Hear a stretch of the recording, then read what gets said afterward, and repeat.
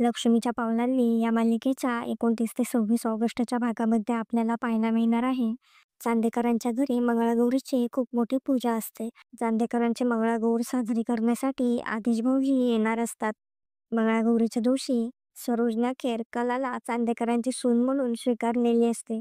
सरोज मंगळागौरीच्या दिवशी कलाला चांदेकरांची पिढीजात साडी देते आणि तिला म्हणत असते, "ही साडी मला माझ्या सासूने दिली होती आणि आता मी ती तुला देते."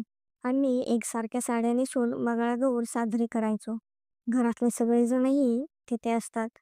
ते सगळे सरोजचे बोलणे ऐकत असतात. कला त्यांना म्हणत असते, "पण गेल्या मंगळागौरीला तुम्ही मला नव्हती दिली ही साडी."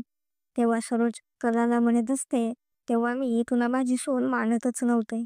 सरोजना केर कलाला तिची सून म्हणून स्वीकारलेली असते.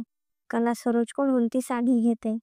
कला म्हणत असते, "म्हणजे तुमच्या लेकी मी चांदेकरांची सून आहे तर?" सरोज मानलोल हो म्हणत असते. सरोज कलाकडे पाहून हसत असते. सरोजने कलाला चांदेकरांची सून म्हणून स्वीकारल्यामुळे कलाला खूप आनंद झालेला असतो. अद्वैत आणि घरातले सगळेही आनंदात असतात. कलासाठी ही मंगळागौर खूप खास ठरणार असते. तर आता पुढे काय काय होणार आहे हे पाहणे खूपच इंटरेस्टिंग होणार आहे.